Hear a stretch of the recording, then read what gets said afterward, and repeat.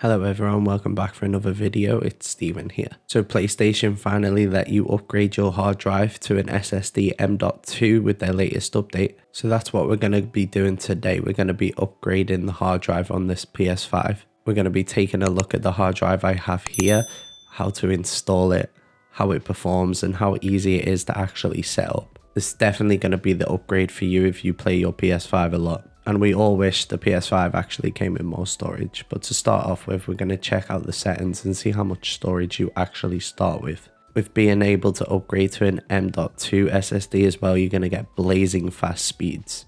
And as you can see, the PS5 actually doesn't come with that much storage. So we're going to go ahead and switch this off and get straight into it. The only thing you need to do prior to this step is make sure your PS5 is currently up to date. You're then going to want to take everything out of the back of the PS5. I only have two cables in mind. The panel you want to take off the PS5 is actually the one where the hard drive is. So it's this one here, which means we need to flip this over and lay it flat. And when I say this thing isn't easy to pop off, it really isn't. It took me a few goes. So just be careful in case you break any of the tabs. So once you've taken the panel off, you can actually see what's underneath, which is quite interesting to me because they don't really have anything under there, at least not on this side anyway. So taking a look at the hard drive we have today to install, this is the Accelerate CS3140 SSD M.2. It's also powered by PMY. It's a Gen 4 PCIe M.2, which is built for gaming, and it's going to be perfect for the upgrade for the PS5. This thing has huge write speeds up to 5,650 and read speeds of 7,500. PMY also offer a 5-year guarantee with this. And of course, it meets all of Sony's requirements for the actual upgrade. This SSD is going to cost you £200 without the heatsink, but I do recommend that as this model with the heatsink is too big, and you will see that after I'll show you guys. Which does mean that you're going to have to use your own heatsink with this model, but honestly, they're not that expensive anyway. Moving on to installing it, all you have to do is unscrew the back plate there, and then take out the standoff screw. There is also a spacer underneath that. Just to show you guys, this does not fit with the heatsink, so I won't be using the back plate on this. I would just be putting it in normally. For example, this Kingston Fury hard drive fits perfectly. You would just need your own heatsink for it. Installing it is super easy. You just need to line it up, push it until it clicks, put in the screw, and then pop your back plate on there, but we're not going to be using it as it doesn't fit. Once you put your backplate on, make sure it lines up with your disc tray so you put it on properly, and then slide it on. Again, making sure it lines up and you're not popping any of them tabs off by accident. But that pretty much covers the install of the actual hard drives. It's not really that hard. Pretty much anyone could do that.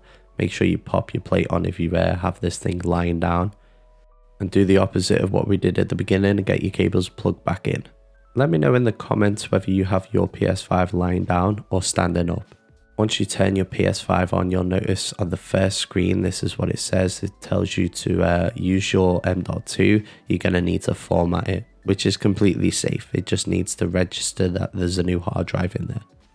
And it's going to check the read and write speeds to make sure it's compatible and basically set this thing up for you. Which is a good thing that it checks that the hard drive is compatible, because that's the last thing that you want, is to set it all up and it's not. Once you've loaded back in, all you need to do is sign into your account or switch it on if you haven't got one. And then you can head over to the settings to make sure this thing has registered and gone through. It shouldn't really be an issue. When you head over to storage, as you can see here, that it actually registers the hard drive as the full name. It also gives full details on the space that's there. It also tells you what type of storage is on that hard drive, and currently we have nothing. So we're going to copy over Spider-Man, seeing as that's the only game I've got installed on this PS5 at the moment. To move your game over to your new SSD, all you need to do is hover over the game, press the start menu, and then move. It shouldn't actually take that long to do either. Now that it's all moved over, let's go ahead, load up Spider-Man and see how fast it actually loads. So I actually timed this load up and it actually came in just shy of 8 seconds at 7.9. But to load a full AAA title, that's pretty quick. We actually played a little bit of Spider-Man Miles Morales just to see if the load times were any quicker, and there is a noticeable difference, but not too much. it's going to be noticed more when you're loading up your games. But I think if you have a PS5, this is definitely a recommended upgrade for you. So that pretty much wraps up today's video. Let me know what you think. Is it worth the upgrade to you, or is it not? Let me know in the comments. Also, if you did enjoy this video, give it a thumbs up. I massively appreciate it. And if you are new here, consider hitting that subscribe button as it massively helps me out. Also, don't forget to click the notification icon so you don't miss out on any of my future videos. Again, thank you for watching. Peace.